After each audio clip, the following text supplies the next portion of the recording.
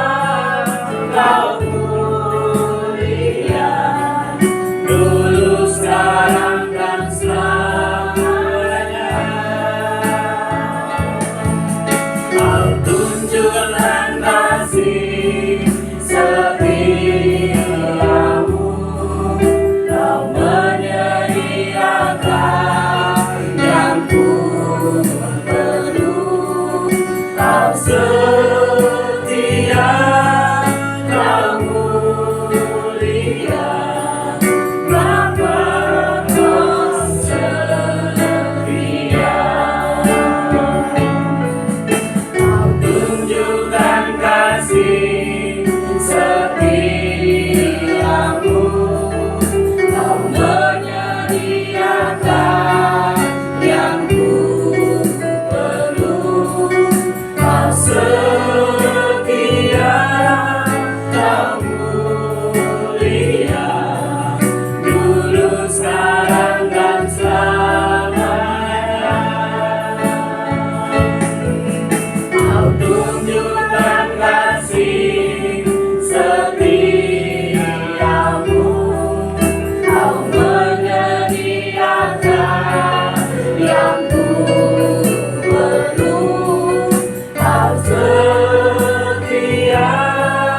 Kau mulia, Bapa Kau setia. Setia, Kau mulia, Bapa Kau setia. Setia, Kau mulia, Bapa Kau setia. Haleluya, Yesus, Kau setia.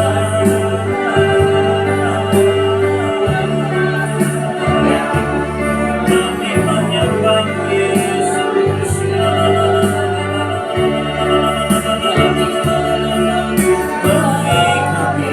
melalui tempat ini, melalui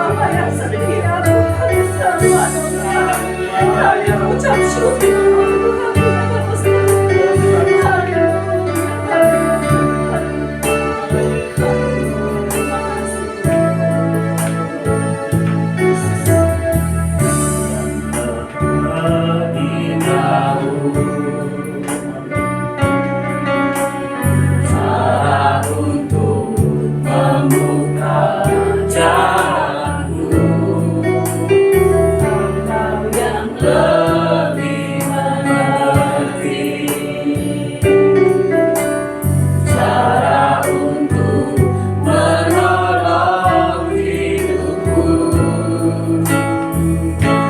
Percaya Kau Tuhan yang tak pernah gagal, menjadikanku lebih dari pemenang.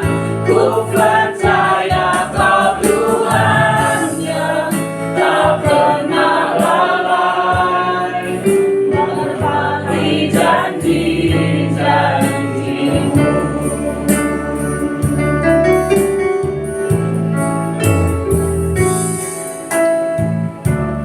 Yang lebih tahu cara untuk membuka jalanku. Kau yang lebih mengerti cara untuk menolong hidupku. Ku percaya Kau Tuhan yang tak pernah gagal, menjadikanku lebih dari pemenang. Ku percaya Kau Tuhan yang tak pernah lalai, menepati janji-janji-Mu. Ku percaya Kau Tuhan yang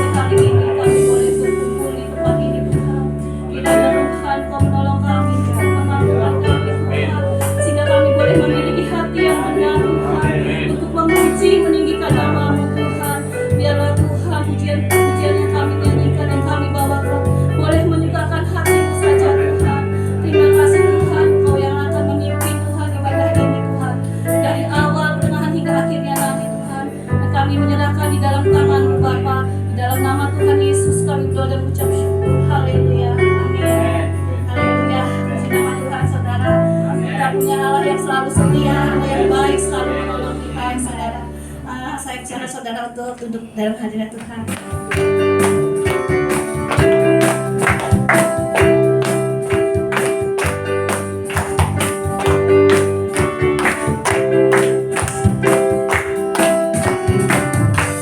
Terpujilah namamu Tuhan, Tuhan penuh kemuliaan. Satu suara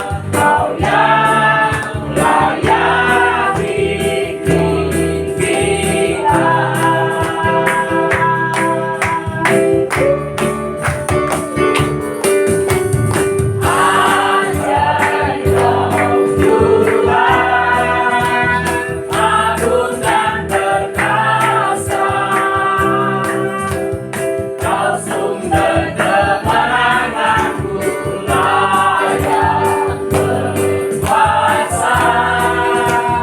memerintah selamanya.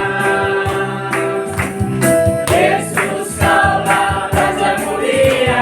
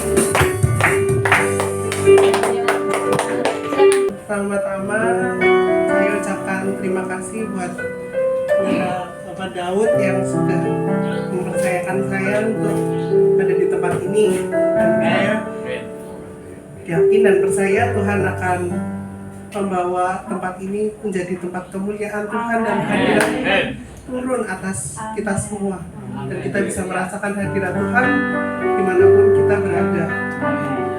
Dan kali ini saya ingin membagikan suatu ayat, yaitu tentang apa ya, sebentar tadi sudah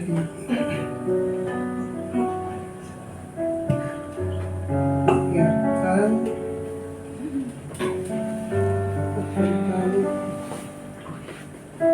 tiba-tiba Tuhan tiba-tiba Tuhan menyimpan ini dalam hati saya, dan yang dikatakan di dalam Mazmur Daud, doa pada waktu sakit. Mazmur Daud pada waktu mempersembahkan korban peringatan, yang tertulis di Mazmur 38 ayat 1 sampai seterusnya ya. Di sini Tuhan katakan, Mazmur Daud pada waktu mempersembahkan korban peringatan, Tuhan, janganlah menghukum aku dalam gerammu, dan janganlah menghajar aku dalam kepanasan murkamu. Sebab anak panahmu menembus aku, tanganmu telah turun menimpa aku. Tidak ada yang sehat pada dagingku oleh karena amarahmu. Tidak ada yang selamat pada tulang-tulangku oleh karena dosaku. Sebab kesalahanku telah menimpa kepalaku. Semuanya seperti beban berat yang menjadi terlalu berat bagiku. Luka-lukaku berbau busuk bernanah oleh karena kebodohanku. Aku terbungkuk-bungkuk sangat tertunduk. Sepanjang hari aku berjalan dengan duka cita sebab pinggangku penuh radang. Tidak ada yang sehat pada dagingku. Aku kehabisan tenaga dan remuk redam. Aku merintih karena degup-degup jantungku.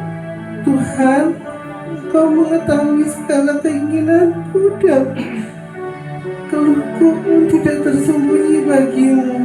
Jantungku berdebar-debar, kekuatanku hilang, dan cahaya mataku pun lenyap daripadaku. Sahabat-sahabatku dan teman-temanku menyisih karena penyakitku, dan sanak saudaraku menjauh. Orang-orang yang ingin mencabut nyawaku memasang serat. Orang-orang yang menyingkirkan celakaku, memikirkan kehancuran dan merancangkan tipu daya sepanjang hari.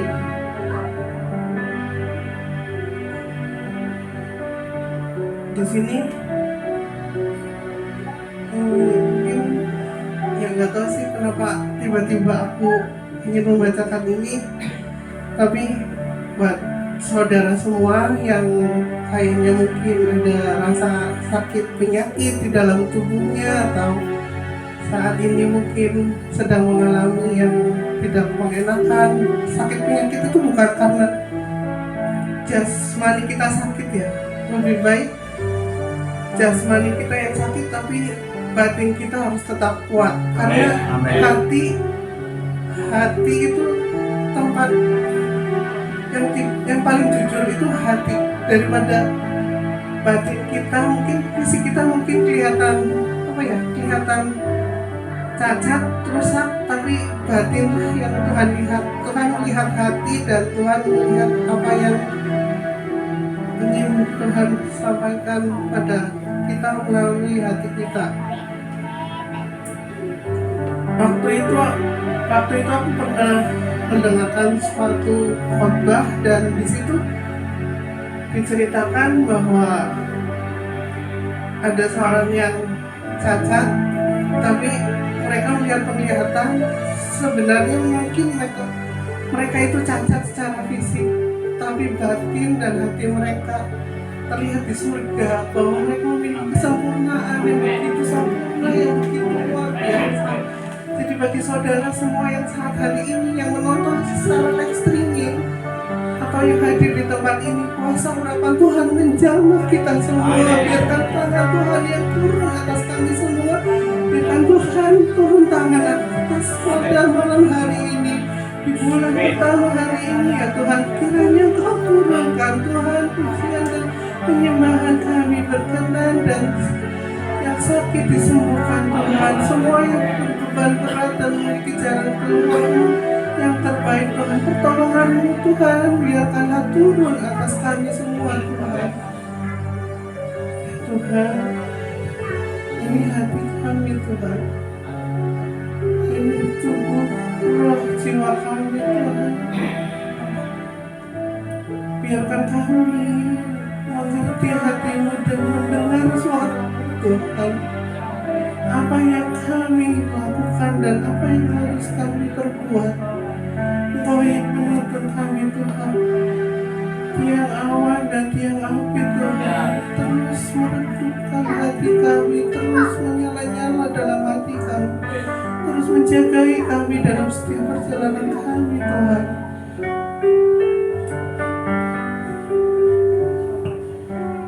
Dan sekian yang bisa aku sampaikan. Kiranya Tuhan Yesus memberkati.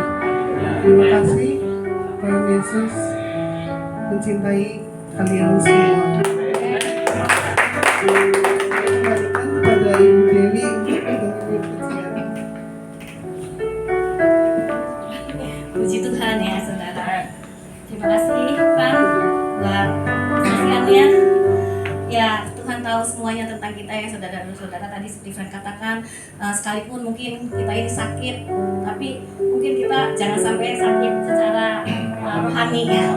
biar kita tetap terus bersama Tuhan. Sebab Tuhan di situ juga dikatakan tadi di Mazmur 38 ayat yang 9, Tuhan kau mengetahui segala keinginanku dan keluhku pun tidak bersembunyi bagimu. Karena Tuhan tahu apapun yang kita inginkan, Tuhan mengerti, Tuhan tahu ya. Sekalipun mungkin kita nggak bisa mengungkapkannya, mungkin kita hanya dengan air mata, tapi Tuhan mengetahui keinginannya kita. Tuhan tahu apa yang ada di hati kita ya saudara-saudara. Ya karena Tuhan mengasihi kita, Bapa kita selalu mengasihi kita. Mari kita akan persiapkan pujian lagi, kita akan pujian untuk Bapa yang mengasihi.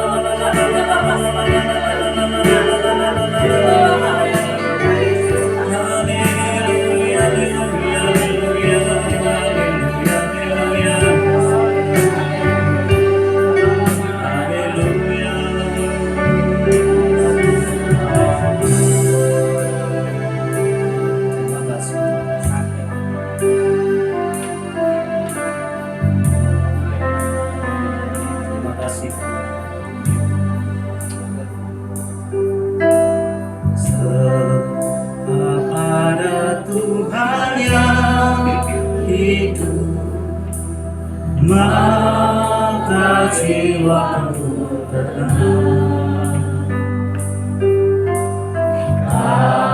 kasih-Nya sanggup mengubahkan segala ketakutan. Sebab ada Tuhan yang hidup, maka jiwaku tenang. Kasih-Nya sanggup mengubahkan segala ketakutan. Berseru, Yesus, Yesus, sahabatku, segala hatiku lebih menyembahmu. Ku berseru Tuhan Yesus, ku berseru Yesus, Yesus, Yesus, Yesus, Kau Tuhanku, segala perkaraku ku serahkan padamu.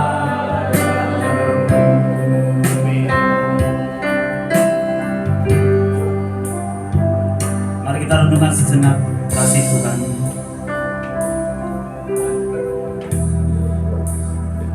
Tuhan sangat mengasihi kita semua. Segala sesuatu yang Tuhan kerjakan dalam hidup kita adalah baik. Amin.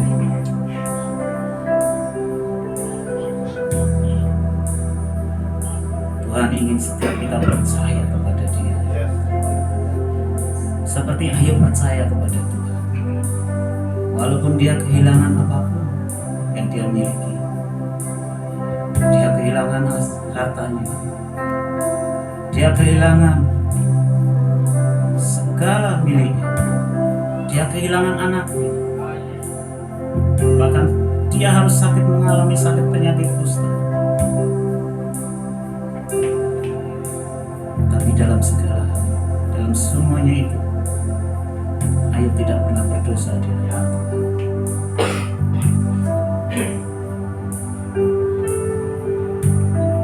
Percaya kepada Tuhan,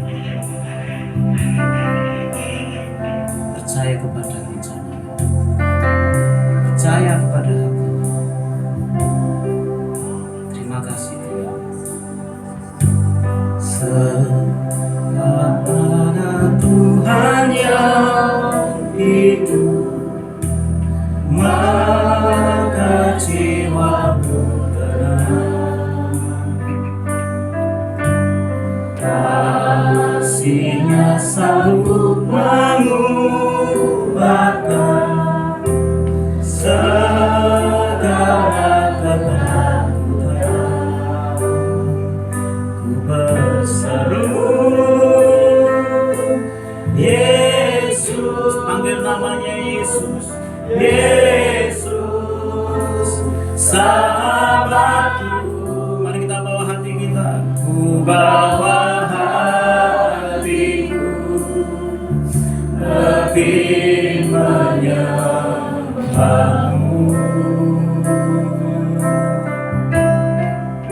berseru Tuhan, ku berseru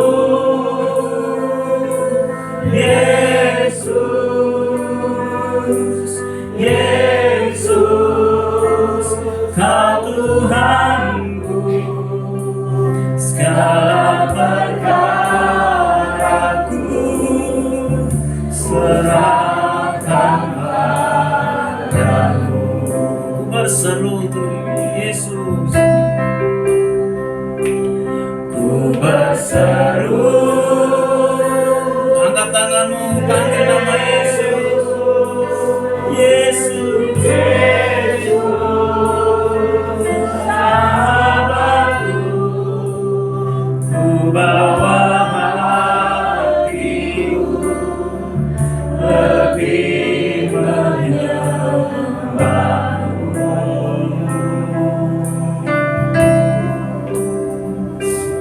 Ku berseru Yesus, Yesus, Yesus, Yesus, Kau Tuhanku, aku serahkan padamu. Mari kita angkat tangan kita semua kepada Tuhan.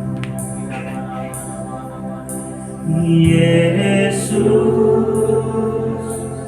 Yesus, Yesus, panggil namanya Yesus, Yesus, Yesus, Yesus, Yesus,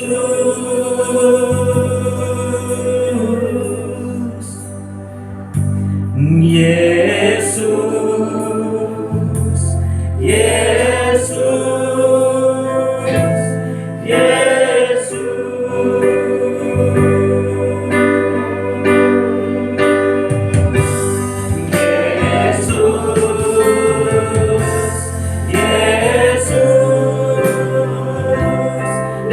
Yesus, kami berseru dalam namamu Yesus.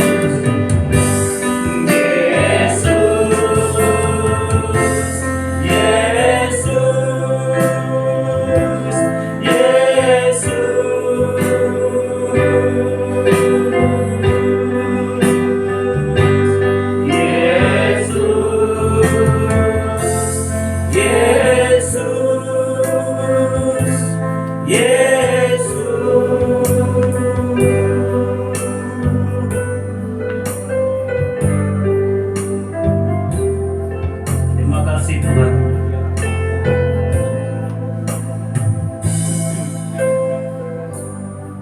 Kami bersyukur padamu Tuhan. Kami punya Tuhan yang hidup. Amin. Kami punya Tuhan yang berkuasa, yang menciptakan langit dan bumi, yang membentuk gunung-gunung, yang menetapkan setiap kehidupan, yang menetapkan setiap langkah hidup kami. Dan kami adalah orang-orang yang Kau pilih. Kami adalah orang yang Kau benarkan oleh kuasa darah-Mu. Dan Kau juga yang akan memelihara hidup kami. Kami percaya mujizat-Mu masih terjadi di dalam kami. Terima kasih Bapak. Kami siapkan hati kami untuk firman-Mu malam ini. Urapi hamba-Mu Tuhan yang tidak berguna ini. Amin. Dan biar hamba-Mu bertaruh setiap firman-Mu dalam mulut hamba. Dan biar kebenaran-Mu kami terima. Biar setiap kami menjadi tanah-tanah yang subur. Sehingga setiap benih firman-Mu itu akan tumbuh dan tumbuh dan akan berbuah di dalam hidup kami. Terima kasih Tuhan. Terima kasih Bapa. Dalam nama Yesus kami berdoa dan mengucap syukur. Amin. Silakan duduk. Ada sukacita hari ini? Amin. Puji nama Tuhan. Mari kita buka firman Tuhan dalam kitab Roma. Mungkin kita sudah sering mendengar ya. Tapi Tuhan itu luar biasa bagi kita. Amin. Kita buka di dalam kitab Roma ayat yang ke 28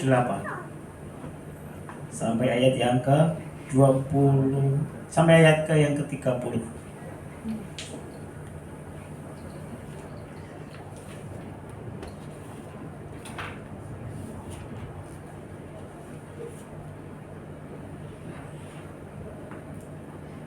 Kayaknya tegang ya. Kasih senyum dulu pada kanan kirinya. Yang belum pernah kelihatan.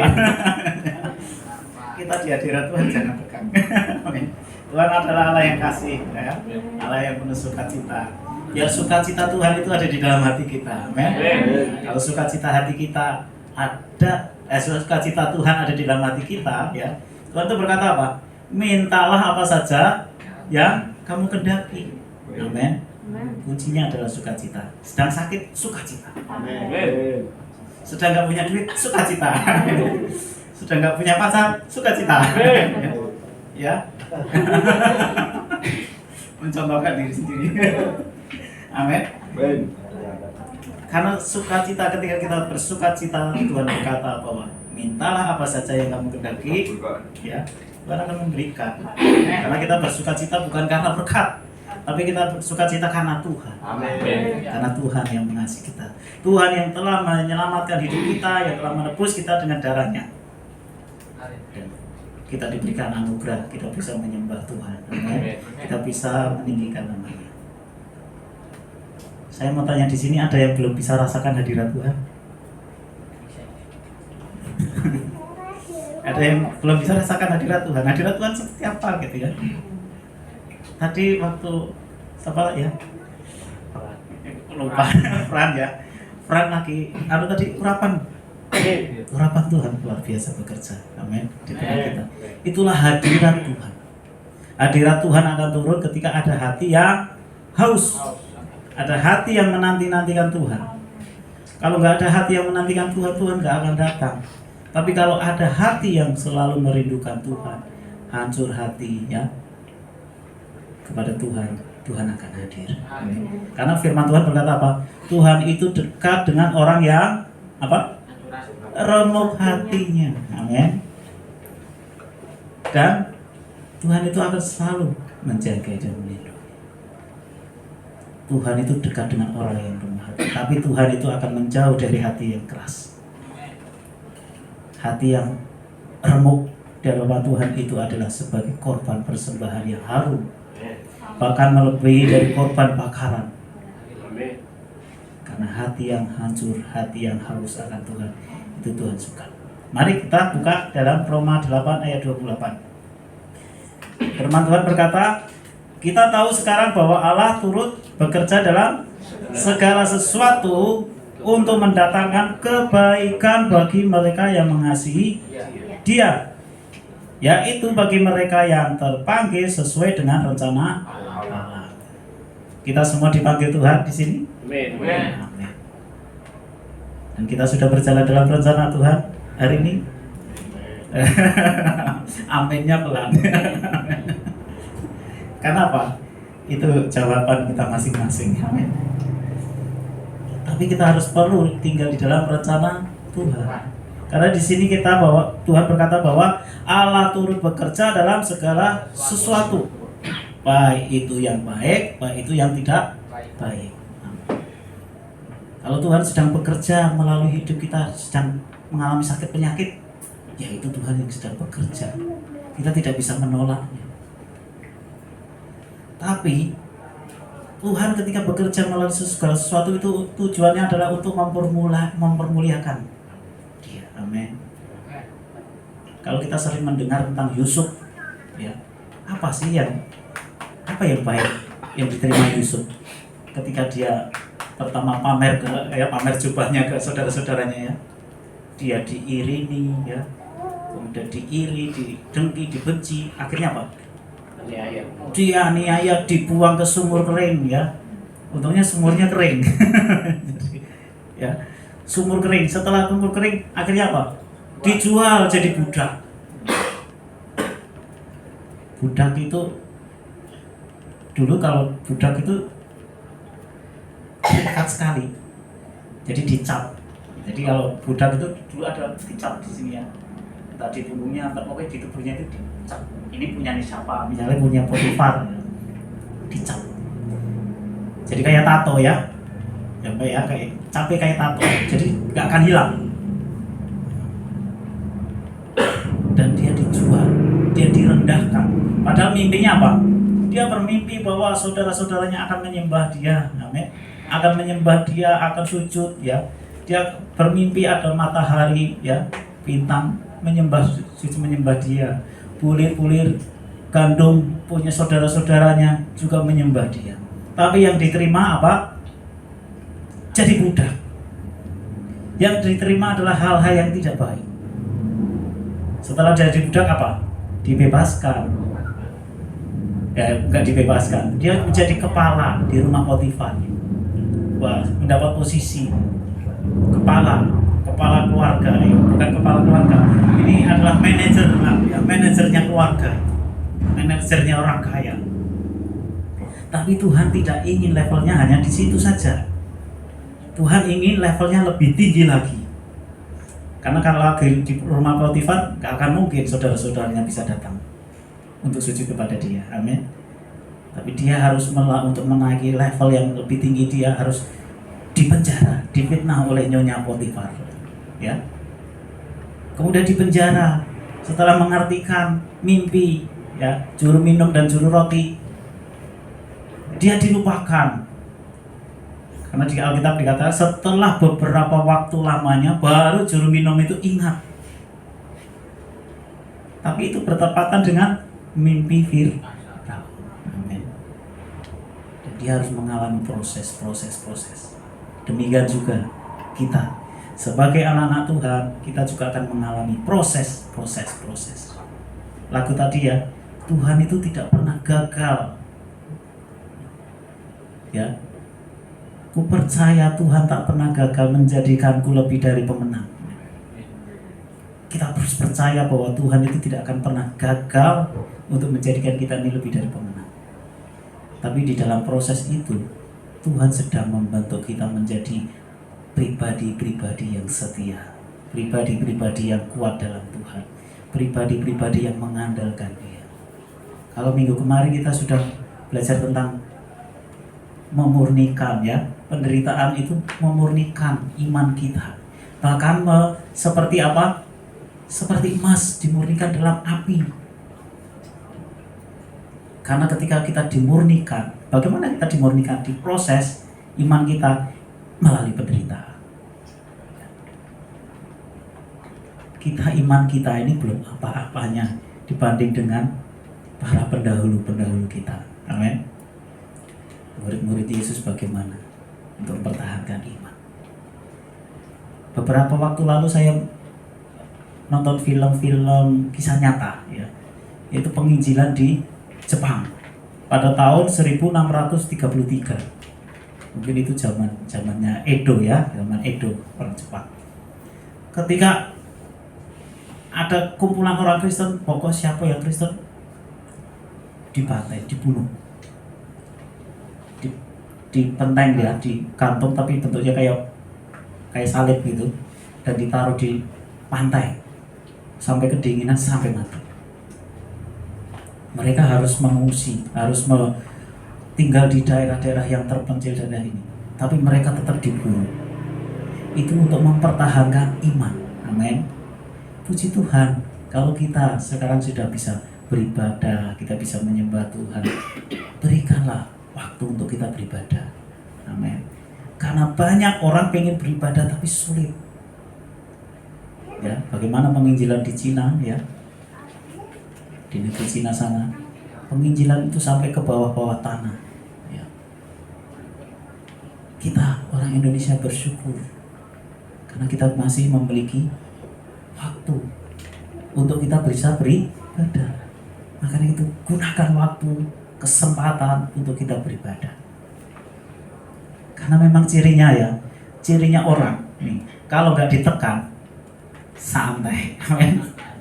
Kalau ada tekanan, ada pergumulan, langsung pengennya lari ke Tuhan. Gumul, pengen pergumulannya cepat selesai. Ya, berlari, pokoknya pengen datang lebih awal. kalau saat kita bergumul. Tapi saat kita nggak ada ini, wes lah terlambat sedikit nggak apa-apa. Nggak gitu. Kita harus berikan waktu, mumpung kesempatan hidup kita nih masih ada untuk kita bisa beribadah. Pada saatnya nanti, pada masanya suatu saat nanti, kita tidak akan mudah untuk beribadah. Karena anak-anak Tuhan, orang Kristen itu akan dimusuhi oleh dunia ini. Amin. Gak ada tempat. Maka Tuhan Yesus berkata, anak manusia tidak ada tempat untuk menaruh kepalanya. Serigala punya liang, ular punya liang, tapi anak manusia tidak. Kalau kita melihat dan belajar bagaimana sejarah penginjilan, bahkan seperti gak ada tempat untuk mereka bisa duduk santai. Mereka tidur harus berjaga-jaga. Barangkali ada orang yang datang untuk menangkap mereka. Amin. Maka dari itu gunakan waktu yang ada. Allah turut bekerja dalam segala sesuatu untuk mendatangkan kebaikan. Kalau hari ini kita sakit, percaya Tuhan sedang melakukan kebaikan. Percaya kepada hati Tuhan. Trust in His heart. Trust in His heart, ya. Itu lagu yang luar biasa, ya. Itu diciptakan adalah orang yang kehilangan keluarganya. Semuanya hilang. Sampai dia berpikir Tuhan itu baik enggak? Tuhan itu punya rancangan baik enggak? Amin. Tapi ketika dia percaya kepada hati Tuhan, maka rancangan Tuhan itu adalah yang baik. Amin. Hidup kita ini punya rancangan. Tuhan itu menetapkan hari depan penuh pengharapan, dan rancangannya adalah rancangan damai sejahtera. Karena tempat kita bukan di bumi ini, tapi Tuhan sediakan tempat yang lebih indah, yaitu di Yerusalem baru nanti. Amin. Kemarin kita sudah belajar bahwa nanti di Yerusalem baru itu semua itu sempurna. Makanya tadi ya, firman tadi kan, ya, yang dibacakan Fran tadi, mungkin cacat fisik, secara fisik cacat, amin, sakit, tapi di mata Tuhan bisa dia nggak cacat. Mungkin yang utuh, yang badannya sehat, mana dia cacat, hatinya cacat. Kenapa? Karena Tuhan melihat hati, amin. Tuhan itu melihat hati kita. Tuhan mengerti hati kita. Ya. Ketika kita sungguh-sungguh, maka Tuhan itu yang akan memulihkan kita. Maka di surga nanti gak ada yang namanya yang tidak sempurna. Yang tidak sempurna gak akan bisa masuk. Bagaimana kita sebagai anak-anak Tuhan? Kita tidak sempurna, ya Pak Sengri. Tapi bagaimana kita harus masuk? Ketika kita percaya kepada Tuhan dan menyerahkan hidup kita kepada Tuhan, Tuhanlah yang menyempurnakan hidup kita.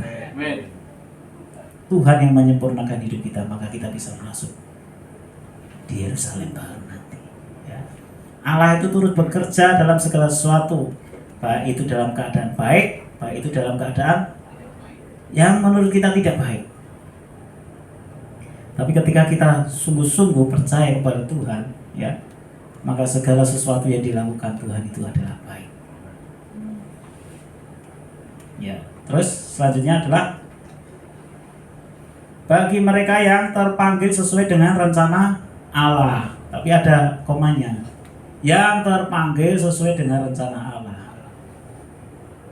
Kita semua orang yang percaya, orang yang terpanggil enggak? Kita semua adalah yang percaya kepada Yesus adalah orang yang terpanggil. Dan kita semua dipanggil untuk sesuai dengan rencana Allah. Kalau kita menyimpang itu karena kehendak kita. Amin. Kalau kita tidak berjalan dalam rencana Allah itu adalah karena niat hati kita. Tapi sesungguhnya Tuhan itu memanggil kita semua untuk sesuai dengan rencana Allah. Dan setiap rencana Allah pada setiap kita mungkin tidak sama. Tapi satu hal, bahwa tujuannya sama. Ya, untuk membawa kita kepada destiny yang Tuhan mau dan Tuhan inginkan. Amin. Terus ayat selanjutnya 29. Sebab semua orang yang dipilihnya dari semula, mereka juga ditentukannya dari semula untuk menjadi serupa dengan gambaran anaknya, supaya ia, anaknya itu, menjadi yang sulung di antara banyak saudara. Kita yang sudah ditentukan, dipilih dari semula, ditentukannya dari semula. Dipilih, ya, ditentukan untuk menjadi serupa dengan Kristus, gambaran Kristus, sesuai dengan Yesus. Maka Tuhan membentuk hidup kita melalui iman kita supaya kita menjadi serupa dengan Tuhan. Kalau ada hal yang tidak serupa dengan Tuhan, dikikisnya, ya. Makanya kadang hidup kita ini diproses, dikikis, ya. Segala sesuatu yang membuat kita terhambat untuk kita serupa dengan Tuhan dikikis. Contohnya kita membuat patung gitu, ya. Patung itu biar halus, biar sesuai dengan kehendak yang bikin, dikikis, dikerok, ya, digosok, ya, sampai halus. Demikian juga kita, supaya kita menjadi seperti Kristus, kita akan digosok, dikikis.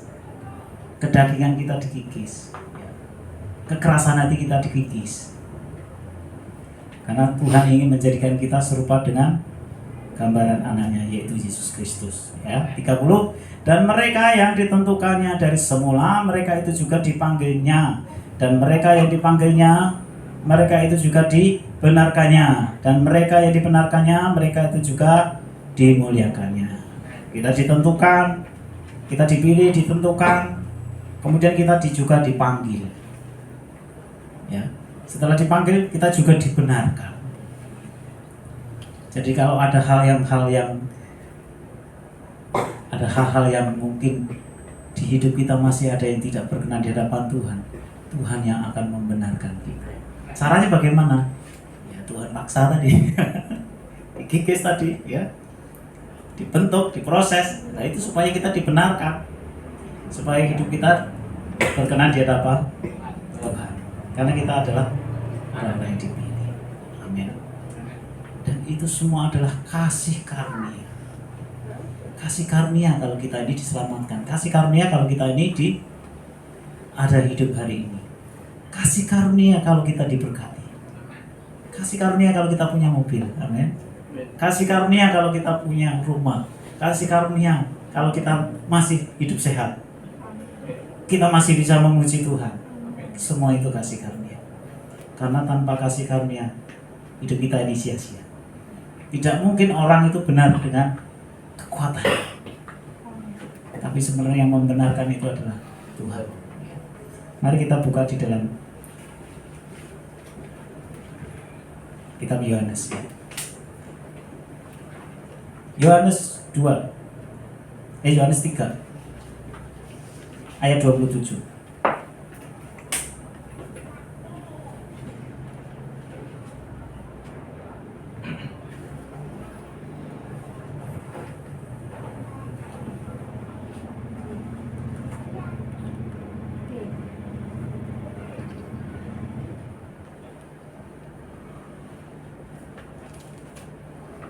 Ya, Yohanes 3 ayat 27, demikian firman Tuhan. Jawab Yohanes, tidak ada seorang pun yang dapat mengambil sesuatu bagi dirinya kalau tidak dikaruniakan kepadanya dari surga. Amin. Kalau tidak dikaruniakan dari surga, dari Tuhan, maka kita tidak akan bisa mengambil apapun. Pengen kaya? Kalau tidak dikaruniai dari surga, dari Tuhan, nggak akan jadi kaya. Amin. Pengen diberkati? Ya itu juga dari Tuhan. Pengen punya uang yang banyak? Bekerja keras. Ya. Tapi semua itu adalah anugerah dari Tuhan. Semua itu dikasih anugerah. Pengen sembuh dari sakit? Itu juga kita tidak bisa mengambil dari surga. aku pengen sembuh. Ngambil dari surga. Harus dikaruniai dari surga. Amin. Maka kadang Tuhan izinkan hidup kita mengalami sakit. Supaya apa? Supaya kita semakin memuliakan Tuhan. Supaya kita ini tetap nggak beriman kepada Tuhan. Tetap bisa mengatakan nggak Tuhan Yesus itu baik. Tetap bisa mengatakan bahwa Tuhan Yesus itu penyembuh. Ya, walaupun kita belum disembuhkan. Tuhan Yesus penyembuh, Tuhan Yesus Jehovah Rafa. Ya. Bisa nggak seperti itu? Itulah yang Tuhan inginkan. Mungkin saat kita nggak kekurangan, ya, bisa nggak kita mengatakan, oh Tuhan Yesus Jehovah Jireh, Tuhan Jehovah Jireh. Padahal mungkin dong nggak ada uangnya, seperti itu. Tapi kita bisa mengatakan Tuhan Jehovah Jireh. Karena apa? Iman itu bukan karena bukti, ya, men. Ya. Karena makanya Tuhan berkata apa? Berbagai yang percaya walaupun tidak melihat. Ya. Kalau orang dunia pengennya melihat dulu lah baru percaya. Ya. Makanya ketika diberitakan tentang Yesus, Yesus itu Tuhan, Yesus ini juru selamat, dia menebus dosamu, ya. Mereka selalu akan berkata, buktikan kalau dia Tuhan. Ya. Buktinya dia mati disalib, ya. Bahkan iblis juga menggoda, ya, melalui imam-imam, ya, imam besar katakan, jika engkau Tuhan turunlah dari salib, baru aku percaya, amin. Dan itu adalah dunia. Jika engkau Tuhan sembuhkan sakitku, baru aku percaya, ya. Ya, itu cara dunia. Jika engkau Tuhan berkati aku, jadikan aku orang kaya, ya. Ya, itu dunia. Tapi kalau kita punya iman, aku percaya Yesus. Walaupun mungkin aku nggak jadi orang kaya, amin. Aku percaya Yesus. Walaupun mungkin aku nggak sembuh hari ini. Saya mau kesaksian. Kenapa saya bisa sampai di kota ini awal mulanya. Jadi pada tahun 98, ya, waktu saya SMA, di masa muda, di masa senang-senangnya, di masa saya sedang sukacitanya lah, ya, masa remaja, ya, dan saya mengalami penyakit imun, kekebalan tubuh. Jadi saya mudah serang penyakit, mudah capek, mudah ini, ya. Dan saya berdoa, Tuhan, saya pengen sembuh. Tapi Tuhan tuh memberikan ayat ini, walau ladang tak berbuah, kebun anggur tak menghasilkan, ya, pohon zaitun tak menghasilkan, namun aku kan tetap setia. Itulah firman yang saya dapatkan. Aku kan tetap setia. Apa maksudnya? Dan di saat itulah saya tetap setia untuk melayani Tuhan. Walaupun segala sesuatu yang terjadi kadang gak baik, walaupun segala sesuatu yang terjadi di luar keinginan, di luar rencana, tapi saya percaya, ketika saya percaya, Tuhan yang akan membawa kepada janjinya. Amin. Dan melalui sakit itulah saya bisa sampai ke tempat ini, bertemu dengan Pak Ferry, ya, bisa ikut Pak Ferry dan pelayanan. Coba mungkin kalau saya nggak sakit, wah, saya menentukan jalan hidup saya sendiri, amin. Wah, saya pingin pilih sekolah di Salatiga, kuliah di Salatiga, dekat rumah Bapak, ya. Tapi Tuhan izinkan itu. Dan ketika saya ikut Pak Ferry, di situ juga perlu perjuangan, amin. Karena ketika ikut Pak Ferry mungkin ada yang, kamu harusnya nggak ikut pelayanan, kamu itu harusnya dilayani. Tapi Tuhan panggil untuk melayani, amin. Dan itu adalah rencana Tuhan. Siapa yang dapat mengatur itu semua? Tuhan, amin. Kalau Tuhan yang mengatur, Tuhan yang ini, maka tidak ada manusia yang dapat menggugatnya. Mari kita buka di dalam kitab, kembali ke Roma. Kita buka di dalam Roma 8, kelanjutannya yaitu di dalam ayat 31. sampai ayat yang ke 39. Judulnya adalah keyakinan iman. Iman aja perlu yakin. Berarti udah ada iman tapi perlu yakin lagi. Ada keyakinan iman. Ayat 31. Demikian firman Tuhan. Sebab itu apakah yang akan kita katakan tentang semua itu? Jika Allah di pihak kita, siapakah yang akan melawan kita? Kalau Tuhan yang memilih kita, siapa yang akan dapat memprotesnya? Amin. Oh, Tuhan yang memilih kita. Amin. Tuhan yang memanggil kita. Tidak ada yang dapat menggagalkannya. Kalau kita sudah dipilih menjadi anak Tuhan, kita sudah dipilih menjadi orang pilihannya, orang yang dipanggil, orang yang dibenarkan, tidak ada yang dapat menggagalkannya. Bahkan iblis pun tidak dapat menggagalkannya. Perjanjian darah yang sudah dicurahkan di Kalvari kepada kita tidak bisa digagalkan. Yang bisa menggagalkan siapa? Siapa Pak Singgi? Kita sendiri. Kalau kita berpaling dari Tuhan, itu semua jadi gagal. Amin. Kalau kita meninggalkan Tuhan, perjanjian itu batal. Tetapi kasih karunia itu terus tetap Tuhan akan berikan. Sampai kapan? Sampai akhir hidup kita. Tuhan akan selalu menunggu kita. Ya. Terus ayat kedua, ia yang tidak menyayangkan anaknya sendiri, tetapi yang menyerahkannya bagi kita semua. Bagaimanakah mungkin ia tidak mengaruniakan segala sesuatu kepada kita bersama-sama dengan Dia? Oh, anaknya aja diberikan, ya. Yesus aja diberikan kepada kita, supaya Dia menebus dengan darahnya. Dia harus mati di kayu salib.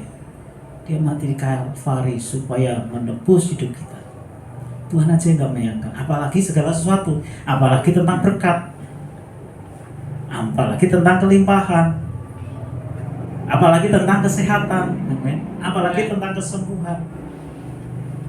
Apalagi tentang jodoh. Pasti Tuhan akan berikan, ya. Mau anaknya aja diberikan, amin. Janjinya aja dinyatakan.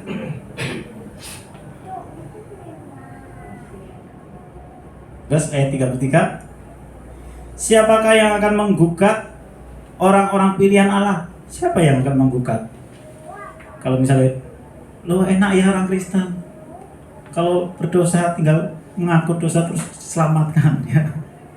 Kalau yang lain harus berbuat baik dulu, amin. Berbuat amal. Kita tinggal mengaku segala dosa kita. Tuhan itu adalah penuh kasih, ya, panjang sabar, Dia mengampuni, ya. Siapa yang dapat menggugat? Ya, nggak ada. Iblis pun tidak dapat menggugat. Terus yang mana tadi? Ya.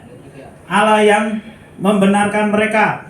Ya, jadi Tuhan yang membenarkan kita. Siapa yang akan menghukum mereka? Enggak ada yang dapat menghukum kita. Kalau kita berbuat dosa, kita berbuat salah, dan kita tidak minta pengampunan, ya Tuhan yang menghukum kita. Amen. Tapi dunia ini tidak bisa menghukum kita secara roh, ya. Mungkin secara fisik bisa. Kalau ukuran kita fisik, ukuran kita jasmani, kita ini semua adalah sedang di apa sih? Dihukum oleh keadaan, ya. Dihukum oleh situasi. Tapi Tuhan tidak akan pernah menghukum. Ya, terus siapakah yang ayat 34, Kristus Yesus yang telah mati, bahkan lebih lagi yang telah bangkit, yang duduk di sebelah kanan Allah yang malah menjadi pembela bagi kita. Enggak sampai saat ini Tuhan itu akan menjadi pembela kita. Saudara jatuh, saudara datang kepada Tuhan Yesus, langsung dibela. Kalau iblis mau menggugah, Yesus akan berkata, dia anakku, ya, aku yang berhak mengampuninya. Dosanya sudah dihapuskan. Ya, mau apa? Iblis tidak bisa. Amin. Karena Tuhan yang menjadi pembela kita. Maka dari itu kita harus dekat dengan pembela kita. Kita harus mencari pembela kita. Jangan dijauhi. Ya, kita harus dekat, datangi terus kalau perlu. Tiap hari datang kepada pembela kita, yaitu Yesus Kristus. Bersekutu dengan Dia, baca firman-Nya, ya. Berdoa, nikmati hadiratnya, ya. Terus duduk di sebelah kanan Allah, ya.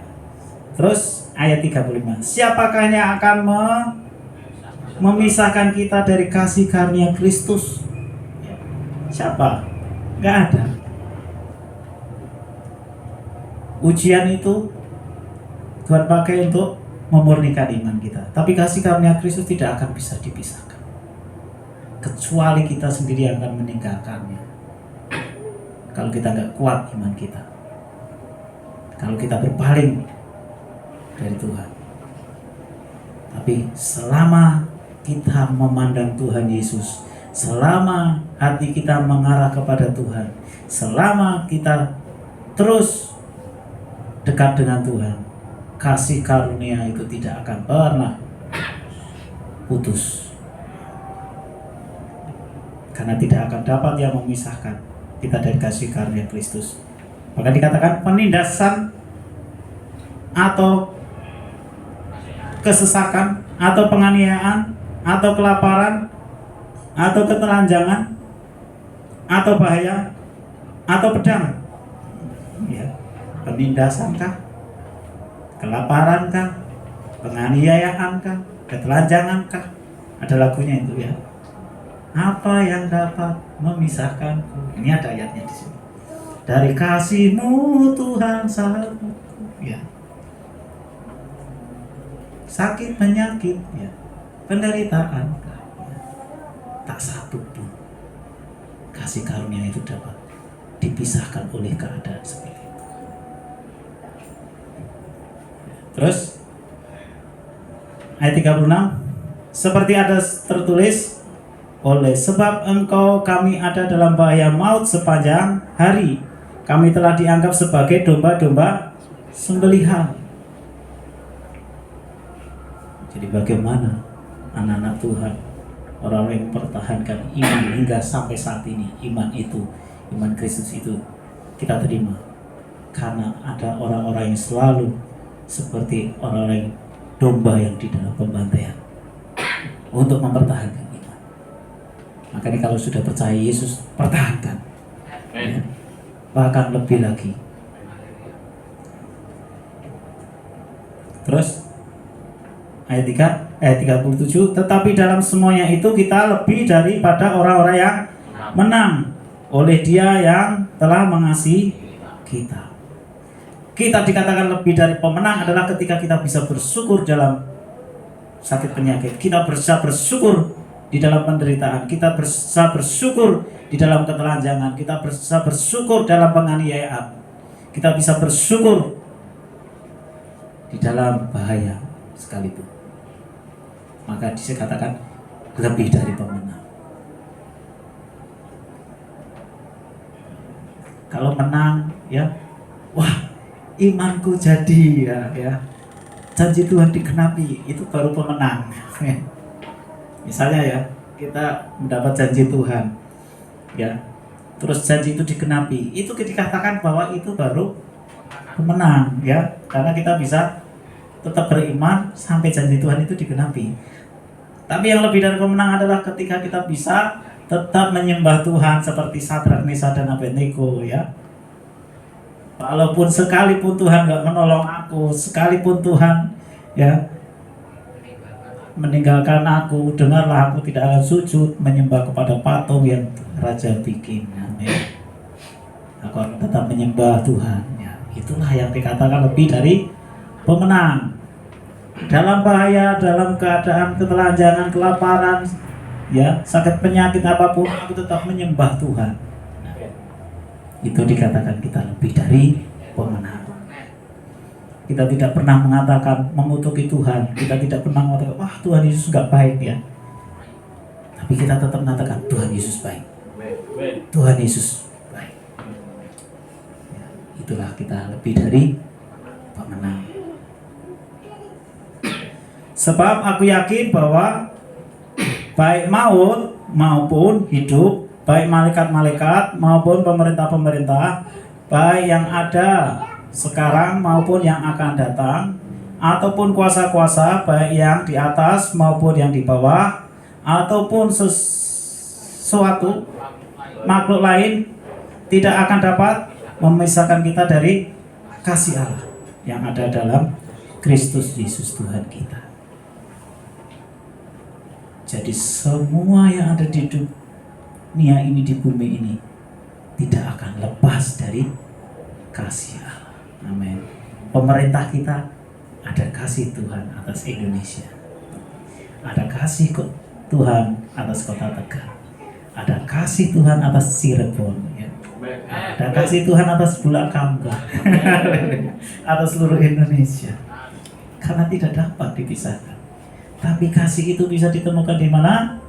Hanya di dalam Yesus Kristus. Amin. Mari kita tutup firman Tuhan.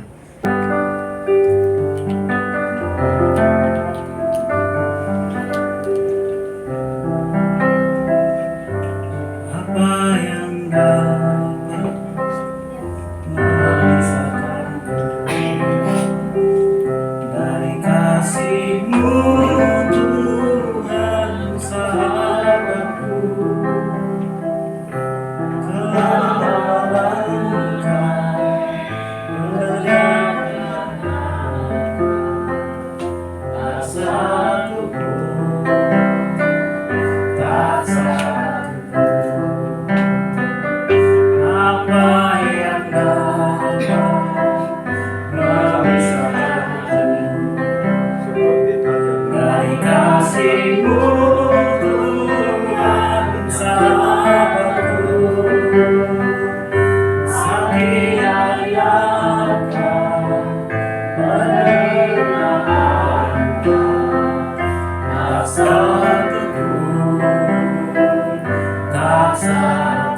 saya undang jemaat Tuhan untuk berdiri.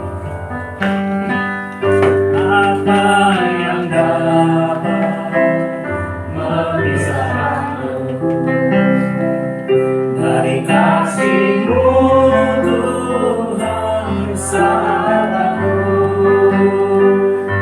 Kelamaran ketelanjangan tak satu, tak satu.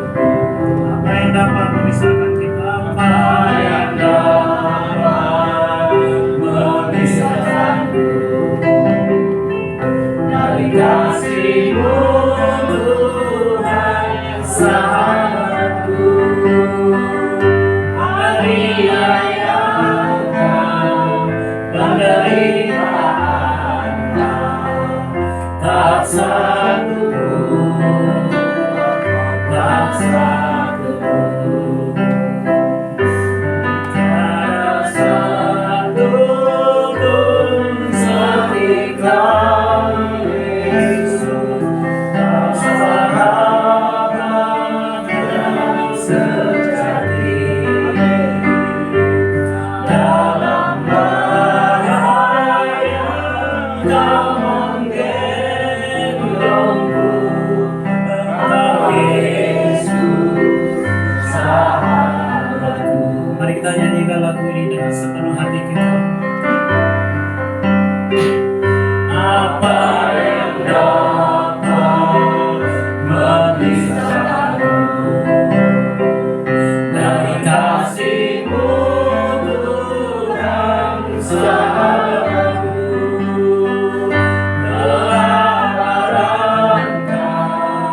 ketelanjangannya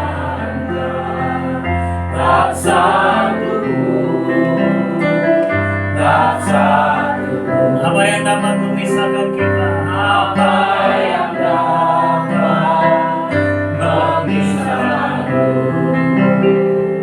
dari kasih-Mu, Tuhan sahabatku? Aniayakan